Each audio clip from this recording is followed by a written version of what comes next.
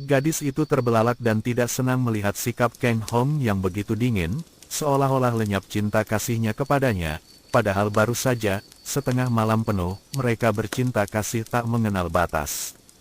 Ia menggelung rambutnya, memandang dengan kagum.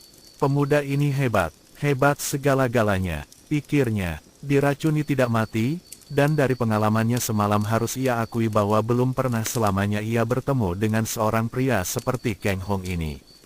Ia segera menghampiri dan merangkul pundak Kang Hong. Syukurlah kalau begitu kekasihku, Kang Hong. Kita telah menjadi suami istri yang tidak syah. Engkau patut menjadi murid Sin Jiu Kiamong. Ah, kekasihku, kita saling mencintai. Hidup berdua mati bersama bukan? Mari kita pergi mencari peninggalan suhumu yang sakti. Tidak, kau pergilah Cuyim, sudah cukup agaknya aku mengalah terus dan menuruti semua perintahmu. Aku tidak menyesal karena terus terang saja, aku senang padamu. Akan tetapi jangan harap untuk dapat membujuk atau memaksa aku mencari pusaka guruku, karena selain aku tidak tahu tempatnya, juga aku tidak mau. Pergilah. Ih, keparat. Cui Im meloncat tinggi melepaskan pelukannya, dan dia jatuh berdebuk di atas tanah. Hei, kenapa? Gadis itu terbelalak matanya dan terheran-heran, juga menjadi gelisah sekali. Mengapa dia seolah-olah kehilangan tenaga sinkangnya? Meloncat begitu saja ia terbanting roboh. Akan tetapi kemarahannya membuat ia melupakan keadaan yang aneh ini dan ia sudah bangkit berdiri, lalu memaki. Kau laki-laki tak berbudi, kau laki-laki pemikat, setelah menikmati tubuhku, kau mengusir aku pergi begitu saja. Ingat, bukan aku yang memikat, melainkan kau sendiri. Pergilah. Jahanam. Cui Im melompat maju dan mengirim pukulan ke arah punggung Kang Hong. Ai. Kang Hong masih duduk enak-enak, nongkrong di depan api unggun, sebaliknya tubuh Cui Im terlempar ke belakang dan gadis itu mengelus-elus tangan kanannya yang dipakai memukul tadi. Matanya terbelalak, ia tadi merasa dalam pukulannya betapa tangannya mendadak lemah sekali, sebaliknya punggung pemuda itu seperti dilindungi hawa yang amat kuat. Aku, kenapa? Kembali Cui Im berseru heran dan penuh kengerian. Kang Hong, kau apakan aku? Kang Hong bangkit berdiri dan membalikan tubuh menghadapi gadis itu. Cui Im, kau tahu aku tidak melakukan apa-apa. Semenjak kemarin, adalah engkau yang selalu menggangguku. Aku, tenaga sinkangku, kosong dan kering, tenagaku amat lemah. Kang Hong juga tidak mengerti mengapa, dan dia tidak peduli karena bukan dia yang menyebabkan gadis itu demikian. Kang Hong tidak tahu, seperti dahulu di Kunlun San dia juga tidak sadar bahwa dia telah menyedot tenaga Qian Tojin dan para Tosu lain. Semalam pun tanpa disadarinya, sebagian besar sinkang di tubuh Cui Im telah berpindah ke dalam dirinya. Keanehan yang terjadi dalam tubuh Kang Hong adalah bahwa setiap kali dia menghadapi serangan sinkang yang kuat, secara otomatis tenaga sedotan itu bekerja tanpa disengaja dan tanpa dapat dia dicegah.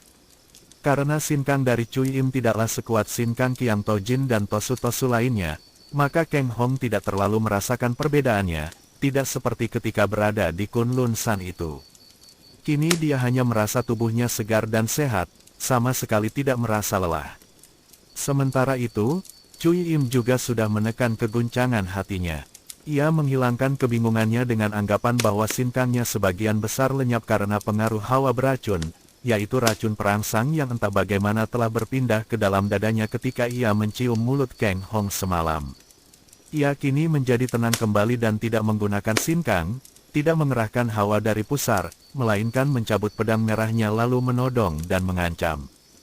Kang Hong, sungguh pun racun itu tidak dapat membunuhmu. Pedangku ini masih dapat mengirim nyawamu ke neraka kalau kau menolak permintaanku. Kang Hong memandang ujung pedang yang menodong dadanya, lalu menghela napas panjang. Sayang sekali, Cui Im. Engkau seorang gadis cantik jelita dan berkepandaian tinggi, namun semua itu tidak ada artinya kalau hatimu sekotor ini. Kulihat sinkangmu sudah lemah, kalau aku mempergunakan tenaga mana mungkin pedangmu dapat mengusikku. Akan tetapi aku tidak akan menggunakan tenaga, dan biarlah kujadikan engkau sebagai penguji, karena selama turun gunung aku belum pernah menggunakan kiamsut yang kupelajari dari suhu. Cui Im membuat gerakan menusukkan pedangnya, akan tetapi dengan tangan miring, jari-jari tangan Kang Hong yang disaluri tenaga sakti yang hebat itu dapat menangkis dan mengibas sehingga pedang merah itu hampir terlepas dari pegangan tangan Cui Im. Kang Hong lalu membungkuk dan memunggut sebuah ranting kayu, sisa yang dijadikan umpan api unggun tadi. Kemudian dia sudah siap dengan ranting ini di tangannya, memasang kuda-kuda ilmu pedang Siang Bok Kiam Sut. Tentu saja ilmu pedang ini baru sempurna kalau dimainkan dengan pedang Siang Bok Kiam, akan tetapi karena pedang itu tidak ada, ranting ini pun cukup baik, lebih baik daripada dia menggunakan pedang logam, karena sifat kayu ini dan ringannya, agak cocok dengan pedang kayu harum. Nah, mari kita berlatih ilmu pedang, katanya. Ranting dilonjorkan lurus ke atas seperti menuding langit, kemudian perlahan-lahan turun ke bawah melingkari lehernya sendiri, terus turun ditudingkan ke atas tanah. Inilah kuda-kuda atau gerakan pembukaan Siang Bok Kiam Sut. Dengan kedua kakinya tegak di kanan kiri, tangan kirinya mengikuti gerakan pedang membentuk lingkaran di depan dada, yang berhenti di depan hulu hati dalam keadaan miring, seperti orang menyembah dengan satu tangan. Cui Im maklum akan kelihayannya dalam tenaga Sin Kang yang dapat menyedot tenaga lawan. Dia sendiri telah menyaksikan betapa Kang Hong merobohkan Kiang Tojin yang lihai bersama beberapa orang Tosu Kun Lun Pai yang lain, merasa ngeri dan jeri untuk beradu kekuatan Sin Kang. Akan tetapi ia pun telah melihat gerak-gerik Kang Hong yang masih kaku dalam ilmu silat, maka ia pikir bahwa kalau bermain pedang, apalagi pemuda itu hanya bersenjata ranting, pasti ia akan menang. Ia sudah menggunakan racun, sudah pula menggunakan rayuan bahkan menyerahkan raganya, namun semua itu tidak berhasil menundukkan hati Kang Hong. Jalan satu-satunya hanya membunuhnya. Berpikir demikian, Cui Im lalu berteriak keras dan menerjang maju dengan dahsyat sekali, mengirim jurus serangan mematikan. Harus diakui bahwa tingkat ilmu kepandaian Cui Im sudah amat tinggi, apalagi ilmu pedangnya, karena merupakan murid terkasih dari Lam Hai Sin Ni, datuk nomor 1 dalam si 4 besar Butek Sukui. Selain memiliki ginkang yang amat cepat, sungguh pun sekarang tidak dapat dipergunakan karena sinkangnya sebagian besar telah pindah ke tubuh Kang Hong, ia juga memiliki ilmu pedang yang amat ganas. Kang Hong bersikap berhati-hati sekali. Tadi ia sudah menyaksikan kelihayan gadis ini bermain pedang ketika melawan Kiu Bueto Anio, maka kini ia cepat menggerakkan rantingnya, digetarkan ujungnya dan menangkis dengan jurus-jurus ilmu silat pedang Siang Bok Kiam Sut. Ayah, Cui Im terkejut sekali, karena begitu pedangnya bertemu dengan ujung ranting yang menggetar, pedangnya ikut tergetar dan getaran itu terus menjalar ke tangan dan lengannya, membuat lengannya kesemutan dan hampir saja ia melepaskan pedangnya kalau tidak cepat-cepat ia memutar pergelangan tangannya dan melangkah mundur.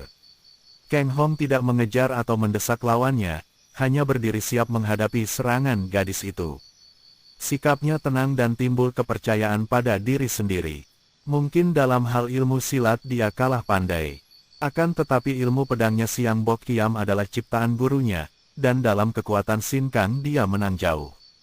Asal dia dapat menjaga diri jangan sampai termakan pedang, dia tidak akan kalah. kau laki-laki keji. Cui Im berteriak gemas lalu tubuhnya menerjang maju lagi mengirim tusukan dan bacokan bertubi-tubi.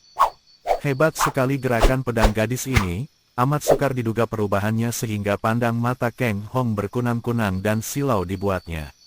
Sinar pedang merah itu bergulung-gulung dan membentuk lingkaran-lingkaran panjang dan luas seperti seekor naga hendak membelit tubuhnya. Terpaksa Kang Hong menyalurkan sinkang pada rantingnya dan memutar ranting itu melindungi tubuhnya. Hawa sinkang yang disalurkan itu hebat sekali sehingga pedang yang ujungnya berubah menjadi puluhan banyak saking cepat dan tak terduga gerakannya itu selalu tertumbuk dan mental kembali. Kalau tidak tertangkis ranting tentu membalik oleh hawa pukulan yang amat dahsyat. Namun, biarpun serangan Cui Im gagal semua, Kang Hong sama sekali tidak ada kesempatan untuk membalasnya. Hal ini adalah karena latihannya belum sempurna sama sekali. Gerakannya masih kaku dan pedang Siang Bok Kiam tidak berada di tangannya. Kalau ilmu pedang Siang Bok Kiam Sut sudah dilatih baik dan pada saat itu dia memegang pedang pusaka itu, kiranya dalam beberapa jurus saja Cui Im yang lihai itu tentu tidak mampu bertahan terhadapnya. Cui Im makin lama makin marah. Dari mulut gadis ini keluar lengking panjang yang amat nyaring dan dengan nekat ia memutar pedang lebih cepat lagi, namun, makin cepat ia menggerakkan pedang, makin banyak ia menambah tenaga, makin lelah dia, dan pedangnya juga setiap kali terbentur ranting membalik dan seperti akan menyerang tubuhnya sendiri. Hal ini membuat Cui Im penasaran dan gemas sekali. Dia memekik keras, mencabut keluar sehelai sapu tangan merah dan menggunakan sapu tangan itu menyeling serangan pedangnya, mengebutkannya ke arah Kang Hong. Kang Hong maklum akan bahayanya sapu tangan merah yang berbau harum ini. Teringat ia akan hawa racun yang tercampur pada arak. Menghadapi minuman, dia masih dapat bertahan karena 5 tahun dia setiap hari diberi minuman racun. Akan tetapi terhadap racun yang berupa asap atau uap benar-benar amat berbahaya. Melihat berkelebatnya sapu tangan merah yang wangi, Kang Hong cepat menghindarkan diri dengan menggeser kaki ke kiri dan memukulkan rantingnya pada sapu tangan itu. Ia berhasil merobek sapu tangan dengan ujung rantingnya, akan tetapi dia tidak tahu bahwa serangan sapu tangan itu hanya pancingan belaka karena pada detik berikutnya, Cui Im sudah membanting sebuah benda seperti bola yang tadi disembunyikan di balik sapu tangan. Bola itu mengeluarkan suara ledakan dan asap hitam mengelilingi Kang Hong. Pemuda itu terkejut sekali dan melompat, namun terlambat. Ia telah menghisap asap hitam yang berbau amis, kepalanya pening, pandang matanya berkunang. Ia terhuyung-huyung dan di dalam kegelapan asap itu pedang Cui Im menyambar, menusuk lambungnya. Kang Hong masih sempat menangkis sambil mengerahkan tenaga. Pedang merah terlepas dari tangan Cui Im, akan tetapi pada saat itu Kang Hong terguling karena sebuah tendangan gadis itu tepat mengenai lutut kanannya. Kang Hong terguling roboh, pandang matanya gelap, napasnya terengah-engah sehingga makin banyak asap hitam tersedot olehnya. Cui Im menjadi girang sekali dan ia sudah menubruk ke depan setelah menyambar pedang merahnya, disabetkan ke arah leher pemuda yang sudah tak berdaya lagi itu. Cui Im menahan jeritnya ketika pedangnya yang sudah meluncur itu tiba-tiba tertahan di tengah udara, hanya beberapa sentimeter lagi dari leher Kang Hong. Dan terlepas dari tangannya kemudian terbang ke atas, terampas oleh segulung sinar putih yang datang menyambar secepat kilat. Suci, apa yang hendak kau lakukan itu? Terdengar teguran halus, dan ternyata di situ telah berdiri seorang gadis yang usianya paling banyak 18 tahun. Berpakaian sutra putih dengan garis-garis pinggir biru, memegang sehelai sabuk sutra putih panjang yang tadi dipergunakan secara luar biasa untuk merampas pedang di tangan Cui Im. Sumoy, engkau. Teriak Cui Im dengan suara kaget dan jerih. Memang aneh kelihatannya, mengapa Cui Im seorang kakak seperguruan takut terhadap adik seperguruannya. Namun kenyataannya begitulah. Nih, ku kembalikan pedangmu, Suci. Kata pula gadis baju putih itu. Dan sekali menggerakkan pergelangan tangan yang memegang sabuk sutra putih, pedang merah itu meluncur ke arah Cui Im yang cepat menyambutnya dan menyimpannya. Gadis baju putih itu lalu menggerakkan sabuknya yang menyambar ke arah Kang Hong bagaikan seekor ular hidup, melibat-libat tubuh pemuda yang masih pening dan mabuk itu dan sekali betot, tubuh Kang Hong melayang ke dekat gadis itu.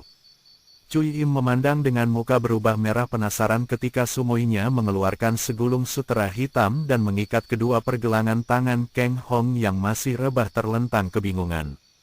Setelah mengikat kedua tangan pemuda itu secara ahli, gadis baju putih ini lalu memakai kembali sabuknya, dilibat-libatkan di pinggangnya yang ramping. Sumoy, kenapa kau tawan dia? Dia itu, punyaku, aku yang menangkap dia, dan aku yang berhak atas dirinya. Dia itu kekasihku.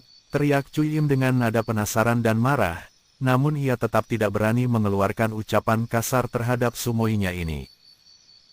Kulihat kau tadi hendak membunuhnya. Kata si gadis baju putih dengan suara halus dan tenang. Karena dia punyaku, aku berhak melakukan apa saja terhadapnya. Aku hendak membunuhnya karena dia tidak memenuhi permintaanku untuk mencari pusaka peninggalan Sin Jiu Kiamong. Aku tahu semua itu, Suci. Hanya aku tak senang melihat engkau hendak membunuhnya. Ibu sendiri yang menyuruh aku menyusulmu dan mengawasi gerak-gerikmu. Dan harus kukatakan bahwa apa yang kulihat semalam tadi dan sekarang ini, sungguh mengecewakan. Kau terlalu menurutkan nafsu berahi dan nafsu kemarahanmu. Yang dicari belum didapat mengapa hendak membunuh dia. Ibu yang menyuruh aku menangkapnya dan membawanya kepada ibu. Oh, Cui Im mengeluh dengan nada kecewa sekali. dahulu Subo tidak tertarik akan peninggalan Shin Jiu Kiamong, dan membiarkan aku pergi untuk merampasnya. Untukku sendiri. Sudahlah, Suci. Mari kita pergi menghadap ibu, dan kau boleh bicara sendiri kepada ibu. Tapi, Subo, Sudahlah. Gadis baju putih itu membentak dan Sucinya terdiam. Kemudian gadis baju putih itu menggerakkan bibir diruncingkan dan terdengarlah suara suitan melengking yang amat nyaring. Tak lama kemudian terdengar suara roda gerobak yang dilarikan kuda. Cepat sekali menuju ke tempat itu. Ternyata kemudian bahwa gerobak itu ditarik oleh 4 ekor kuda besar, dikusiri seorang wanita muda yang cantik, dan di belakang gerobak itu masih ada 3 orang wanita setengah tua yang cantik-cantik dan bersikap garang. Keempat wanita yang datang ini kesemuanya memakai pakaian kuning dan di punggung mereka tampak gagang pedang. Masukkan dia ke dalam kereta, aku sendiri yang akan menjaganya bersama Suci. Kata gadis itu, memberi perintahnya kepada 3 orang wanita setengah tua yang sudah melompat turun dari kuda. Tanpa bicara sesuatu, mereka lalu mengangkat tubuh Kang Hong dan memasukkannya ke dalam kereta, didudukan di atas bangku menghadap ke belakang. Kang Hong masih pening kepalanya, menyadarkan diri dan meramkan mata, mulai mengumpulkan hawa sakti untuk mengusir hawa beracun yang mengotorkan dada dan kepalanya. Kalian berempat berangkatlah lebih dulu memberi laporan kepada ibu bahwa orang yang dikehendaki sudah tertawan.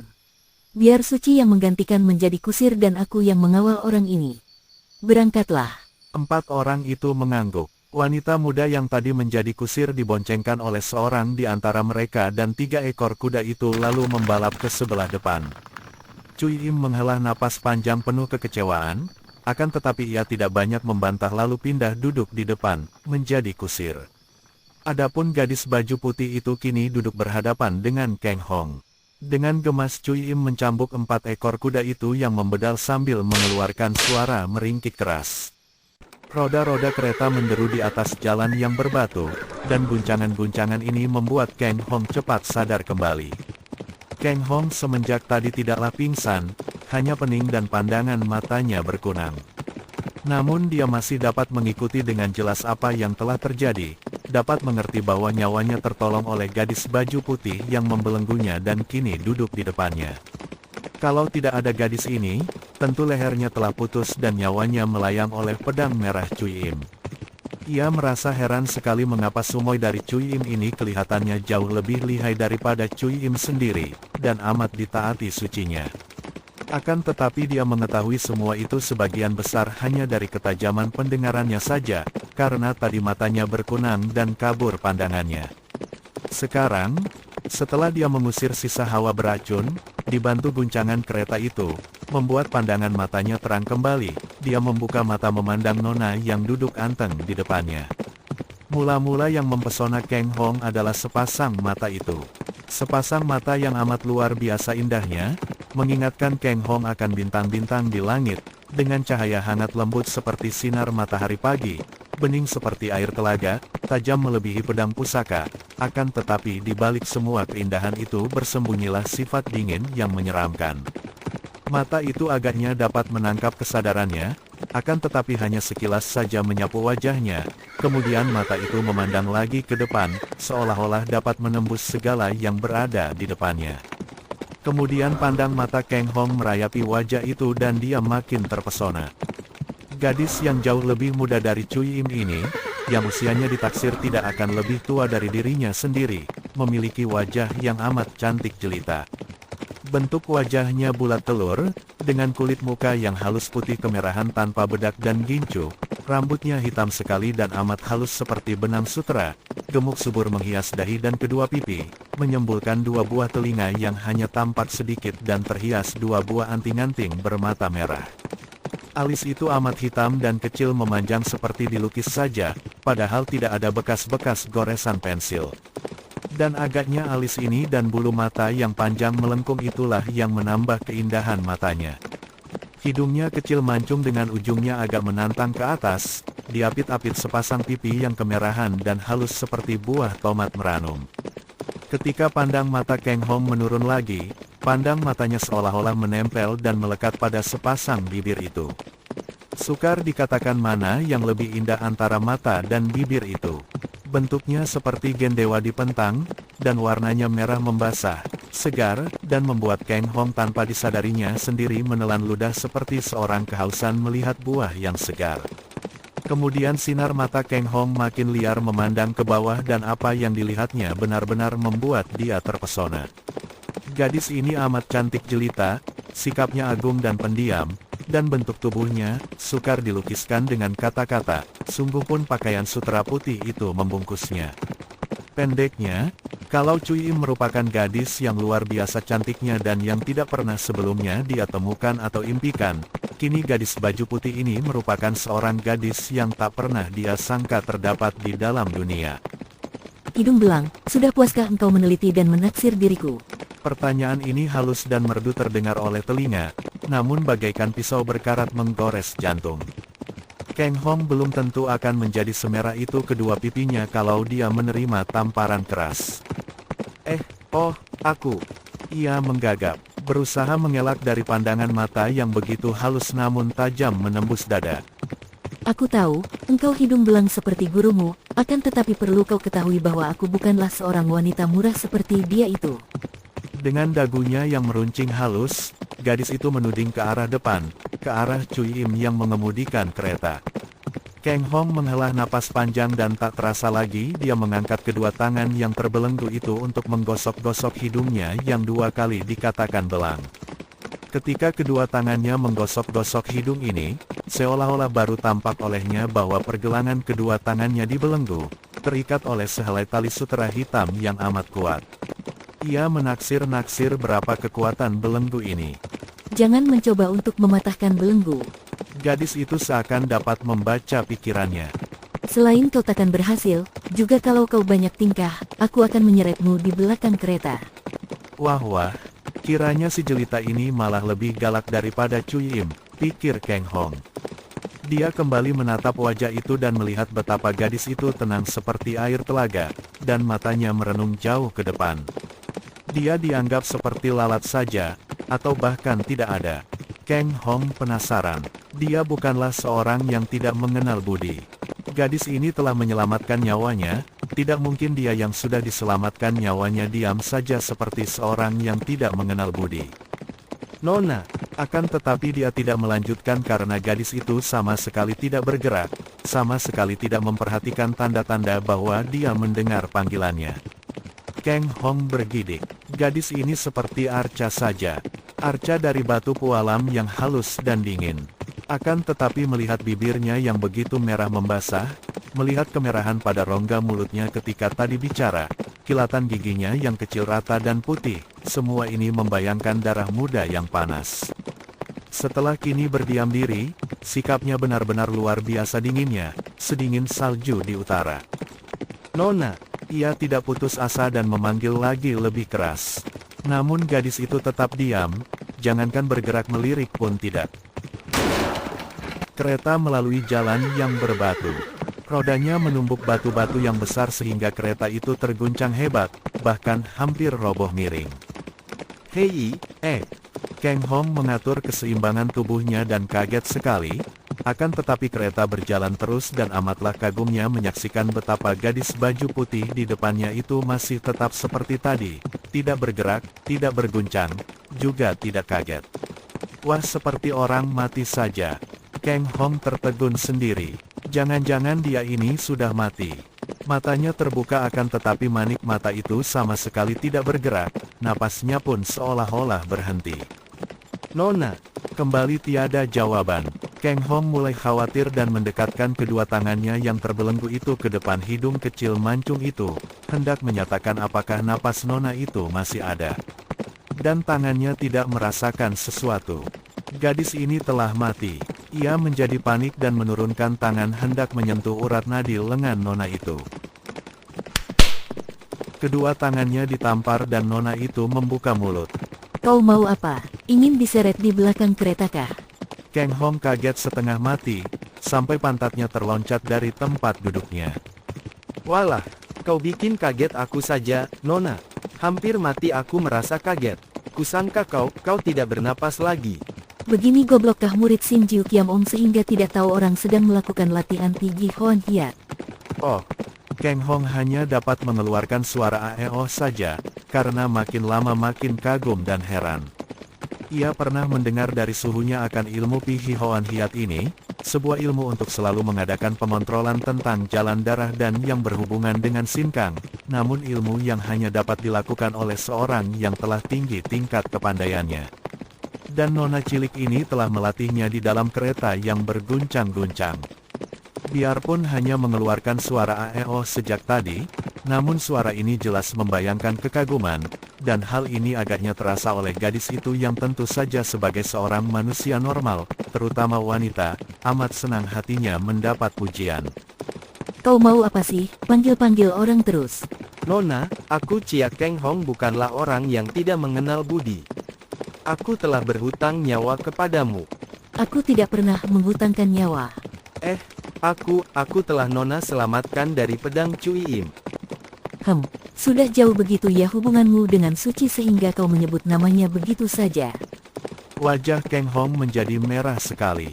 Nona ini boleh jadi pendiam, akan tetapi seperti biasanya orang pendiam, sekali mengeluarkan kata-kata selalu akan menusuk jantung.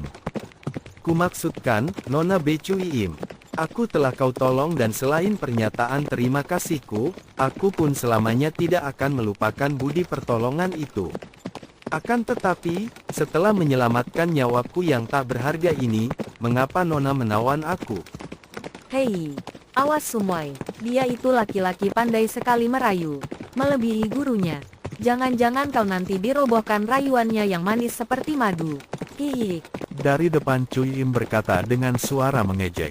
Gadis baju putih itu mengeluarkan suara mendengus dari hidungnya. Sejak kapan aku dapat dirobohkan rayuan orang?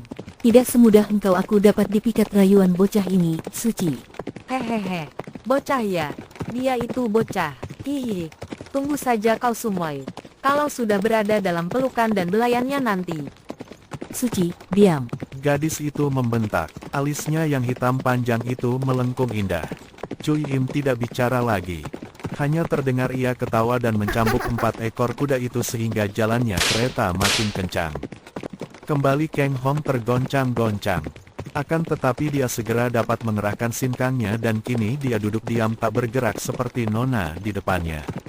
Mulailah Nona itu memandangnya, dan biarpun mulutnya tidak menyatakan sesuatu, namun pandang matanya penuh pengertian bahwa pemuda di depannya ini memiliki Sin Kang yang hebat. Nona, jangan perhatikan omongan Cui, dia itu. Aku sama sekali tidak membujuk rayu Nona, melainkan hendak bertanya mengapa setelah Nona menyelamatkan nyawaku, kini menawanku. Ibuku yang menyuruh, aku hanya pelaksana. Jawabnya sederhana. Dan jangan mengira aku menolongmu. Kalau tidak ingin memenuhi perintah ibu biar Suci mau membunuh 1000 orang macam engkau, aku tidak akan peduli. Wah, pahit benar ucapan ini, pikir Kang Hong. Akan tetapi tak mungkin dia bisa marah menghadapi seorang gadis seperti ini. Ibumu, siapakah dia, Nona? Lam Hai Sin Ni. Oh, Tadinya Kang Hong mengira bahwa Nona ini sebagai Sumoy dari Cui Im tentulah murid kedua Lam Hai Sini. Kiranya bukan hanya muridnya, malah puterinya. Pantas saja, biarpun disebut Sumoy oleh Cui Im, akan tetapi memiliki tingkat ilmu kepandaian yang lebih tinggi dan juga disegani oleh sucinya itu. Kau sudah mengenal nama ibuku. sudah, Nona. Ibumu adalah datuk pertama dari Butek Sukui bukan? Kau hanya mendengar saja dari Suci tentu. Aku sudah pernah bertemu dengan 3 orang dari Butek Sukui yang semuanya kalah oleh suhu. Sombong.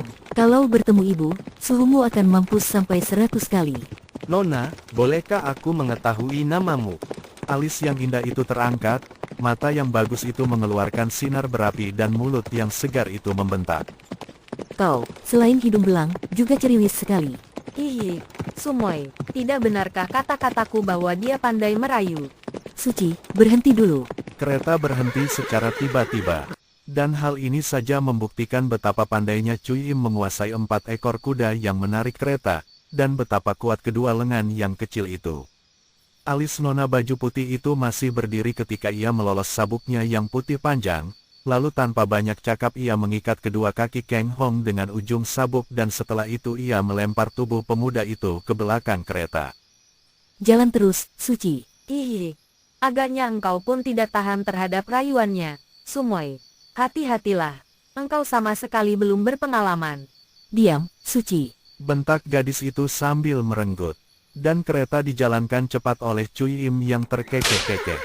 Kini tubuh Kang Hong yang rebah terlentang di belakang kereta diseret di atas tanah berbatu. Kedua tangannya dibelenggu, kedua kakinya diikat ujung sabuk. Sedangkan ujung sabuk lainnya diikatkan pada tiang kereta oleh gadis itu. Sabuk itu cukup panjang sehingga tubuh Kang Hong terpisah 4 meter dari kereta. Pemuda ini cepat-cepat mengerahkan sinkang untuk melindungi tubuh belakangnya yang terseret. Kalau tidak kuat sinkangnya, tentu kulit tubuh belakangnya akan habis babak bundas. Biarpun kini hawa sakti di tubuhnya melindungi kulitnya, namun tidak dapat melindungi pakaiannya sehingga sebentar saja habislah pakaiannya di bagian belakang, compang-camping tidak karuan. Diam-diam dia mengutuk, "Wah, gadis setan, benar-benar seperti iblis-iblis betina." Dua orang gadis itu, sungguh pun kekejian mereka itu agak berbeda.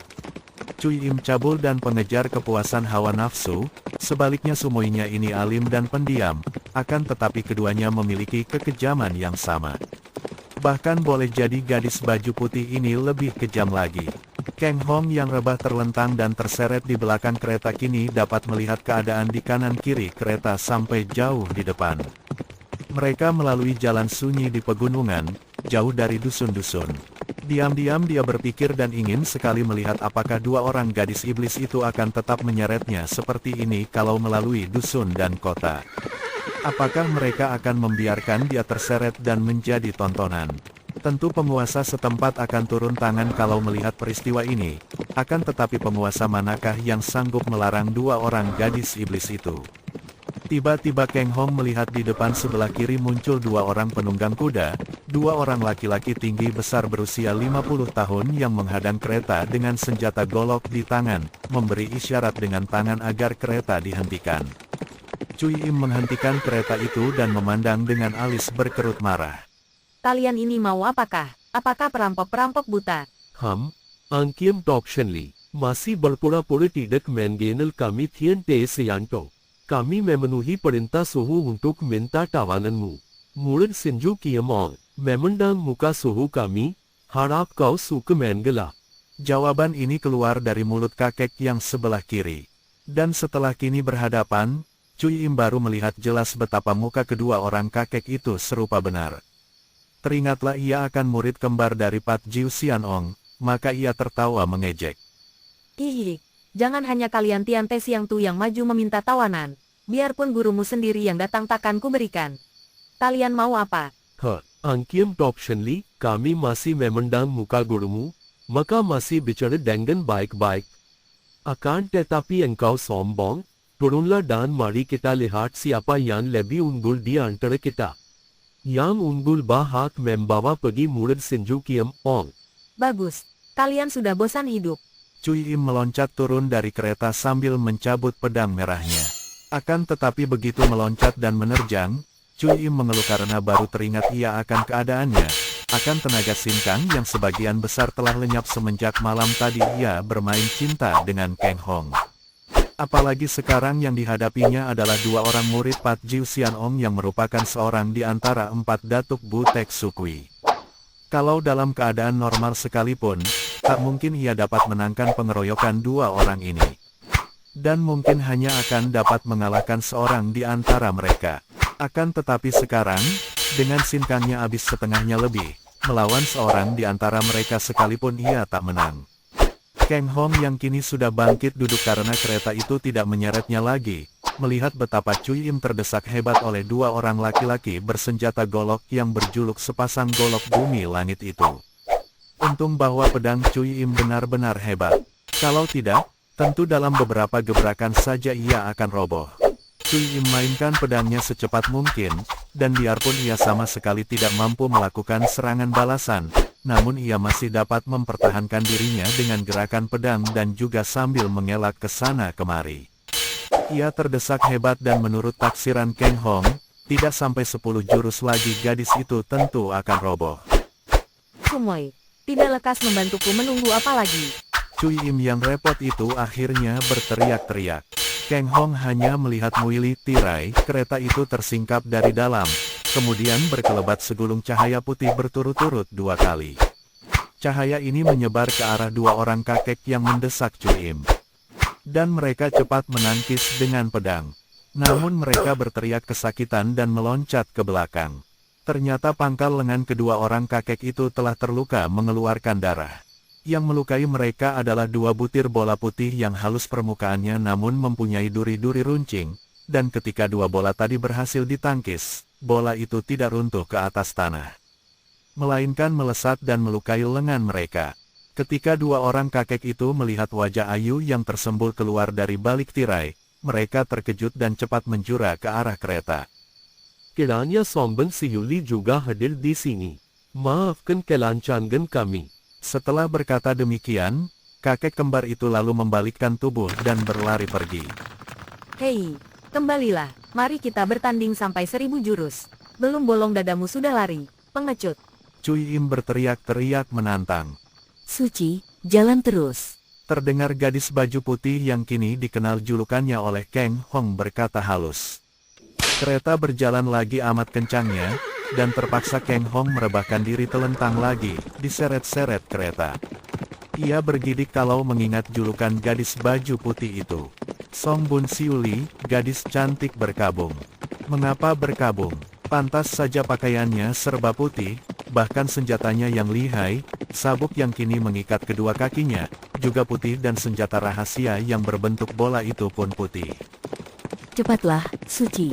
Setelah murid-murid Pat Jiu Siang Ong muncul, kurasa yang lainnya akan muncul pula. Untung engkau berada di sini, Sumoy. Kalau tidak, wah berabe juga. Aku kehilangan sebagian besar sinkang di tubuhku. Karena, bocah setan itu. Apa, mengapa dan bagaimana? Songbun Siuli bertanya heran. Benar, aku disedot abis olehnya. Keparat. Setelah malam tadi. Entah bagaimana aku pun tidak tahu. Dia memang hebat. Aku sampai lupa diri dan aku tersedot abis. Suci, diam. Kau tahu aku tidak sudi mendengarkan omongan-omonganmu yang cabul. Kereta berjalan terus lebih cepat lagi. Kang Hong tertegun mendengar omongan mereka itu. Dia sendiri pun tidak tahu mengapa Cui Im menjadi lemah. Tersedot olehnya, ia teringat akan peristiwa di Kunlun San, di mana tanpa dia sadari dia pun telah menyedot sinkang dari Qiang Tojin dan Tosu-Tosu lain. Akan tetapi ketika itu dia menghadapi pukulan sinkang yang amat berat. Sedangkan malam tadi dengan Cui Im, dia tetap tidak mengerti. Diam-diam dia kagumi Songbun Siuli. Betapa lihai gadis muda itu. Hanya dengan 2 butir bola saja dia mampu mengusir murid-murid Pat Jiu Sian Ong yang dia lihat tadi amat lihai ilmu goloknya.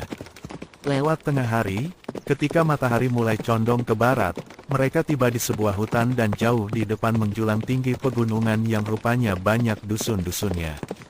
Karena dari jauh sudah tampak genteng-genteng rumah yang kemerahan. Kang Hong yang diseret kereta mulai merasa tersiksa karena selain haus dan lapar, juga debu yang mengebul dari roda kereta itu seolah-olah dilemparkan kepadanya semua, membuat rambut dan alisnya menjadi putih, juga mukanya menjadi putih semua. Bernapas pun sukar di dalam kepulan debu yang tebal ini. Tiba-tiba Cui Im berseru nyaring dan tangan kirinya menyambar 2 batang anak panah yang menyambarnya. Hebat kepandaian ini. Dan diam-diam Kang Hong yang melihat itu menjadi kagum. Jalan terus, Suci. Biar aku yang melayani mereka. Berkata Songbun Siuli dengan suara dingin. Kini berkelebat bayangan putih dan tahu-tahu gadis itu telah berdiri di atap kereta, lalu minta pinjam cambuk kuda yang tadi dipegang Cui Im. Cambuk ini cukup panjang dan dengan tangan kiri bertolak pinggang, tangan kanannya memegang gagang cambuk. Songbun Siuli berdiri dengan gagah tak bergerak. Hanya matanya saja yang memandang tajam ke depan. Tiba-tiba dari arah kiri menyambar 3 batang anak panah, sebuah ke arah Cui Im dan yang kedua ke arah Songbun Siuli, dan anak panah yang datang menyambar sekali ini, biarpun warnanya juga hitam seperti tadi, namun mengandung kecepatan dan tenaga dahsyat sehingga mengeluarkan bunyi mendesing. Cui Im tidak mempedulikan datangnya anak panah yang menyerangnya, melainkan mencurahkan seluruh perhatian kepada kendali 4 ekor kuda yang dipegangnya dan dibalapkannya cepat. Ia sudah percaya penuh akan penjagaan sumoinya dan kepercayaan ini pun tidak sia-sia. Terdengar bunyi cambuk meledak-ledak, dan 3 batang anak panah itu sudah kena digulung dan dibelit ujung cambuk. Kang Hong melongo melihat itu. Dan dia lebih terbelalak lagi ketika nona baju putih itu menggerakkan cambuknya, membuat 3 batang anak panah meluncur ke arah kiri dan terdengar jerit-jerit mengerikan disusul terjungkalnya tubuh 3 orang yang tadi bersembunyi di balik batang pohon. Ternyata nona baju putih yang lihai sekali itu telah meretur anak panah kepada pemiliknya masing-masing dan secara kontan keras telah membalas mereka. Tiba-tiba terdengar suara keras yang bergema di seluruh hutan itu, seolah-olah suara raksasa yang sakit, padahal suara itu adalah suara banyak orang yang mengucapkan sebuah kalimat secara berbareng. Atas perintah Pak San Kuiong, kami mohon tawanan murid Sinju Kiamong ditinggalkan di hutan ini. Suci, berhenti sebentar. Kata Song Bun Siuli dengan suara halus. Kereta berhenti dan kini tampaklah puluhan orang, sedikitnya ada 30 orang yang mengurung kereta itu dalam jarak 50 meter. Mereka itu tadinya bersembunyi di balik pohon-pohon dan di dalam gerombolan-gerombolan. Terdengar suara Song Bun Siuli yang berdiri di atas kereta dengan cambuk di tangan, suaranya masih tetap halus merdu, namun kini dikerahkan dengan penggunaan tenaga hikang sehingga menjadi nyaring dan bergema lebih dahsyat daripada suara banyak orang tadi. Murid Sin Jiu Kiam Ong menjadi tawanan Lam Hai Sin Ni. Di sini ada Song Bun Siuli dan Ang Kiam Tok Sian Li yang melindunginya, siapapun tidak boleh mengganggu tawanan. Kang Hong yang kini sudah duduk di atas tanah, diam-diam memandang dengan hati geli. Dia tidak tahu siapakah adanya banyak orang-orang laki-laki yang tinggi besar dan kelihatan galak-galak itu, akan tetapi yang dia tahu adalah bahwa dia dijadikan rebutan. Dijadikan rebutan di antara tokoh-tokoh Kang Ou, bukan tokoh-tokoh kaum bersih seperti ketika gurunya dahulu dikepung di Kiam Kosan, melainkan tokoh-tokoh hitam yang amat lihai. Namun, baik tokoh bersih maupun tokoh sesat, semua memiliki pamrih yang sama yaitu menghendaki Siang Bok Kiam dan warisan mendiang suhunya. Kini timbullah keinginan hatinya untuk mencari dan mendapatkan pusaka peninggalan suhunya. Kalau semua tokoh Kang Ou menginginkan pusaka itu, sudah barang tentu amat berharga dan penting. Kini para pengurung itu ketika mendengar disebutnya nama Song Bun Siuli, menjadi ragu-ragu dan mereka terdiam, kemudian muncul 4 orang tinggi besar yang usianya sudah 40 tahun lebih. Tangan masing-masing memegang sehelai rantai baja yang digantungi sebuah tengkorak manusia. Melihat rantai dengan tengkorak itu teringatlah Kang Hong akan kakek tinggi besar berkulit hitam arang yang matanya putih telinganya seperti telinga gajah dan badannya berbulu, yaitu Pak San Kuiong. Kakek itu pun senjatanya sehelai rantai besar dengan 2 buah tengkorak pada kedua ujungnya. Hanya bedanya, 4 orang laki-laki ini, rantainya bertengkorak 1. Kami Pak San Suliong, jauh-jauh datang melakukan perintah suhu, mengingatkan sahabat segolongan, biarlah kami menyampaikan salam suhu kepada Jiwi Siocia, untuk disampaikan kepada Lam Hai Sin Ni, dan salam kami sendiri kepada Jiwi, kemudian, mengingatkan persahabatan, harap Jiwi luluskan kami meminjam sebentar tawanan itu. Hihi, enak saja membuka mulut.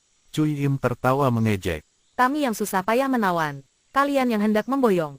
Aturan mana ini? Lebih baik kalian pergi dari sini dan sampaikan kepada Pak San Kuiong bahwa kalau dia menghendaki tawanan, biarlah dia mencoba merampasnya dari tangan guruku. Suci, tidak perlu banyak bicara melayani mereka. Pak San Suliong harap tahu diri dan jangan mengganggu kami. Betapapun juga, kami tidak akan menyerahkan tawanan. Kata gadis baju putih sambil menudingkan telunjuknya ke arah 4 orang tinggi besar itu.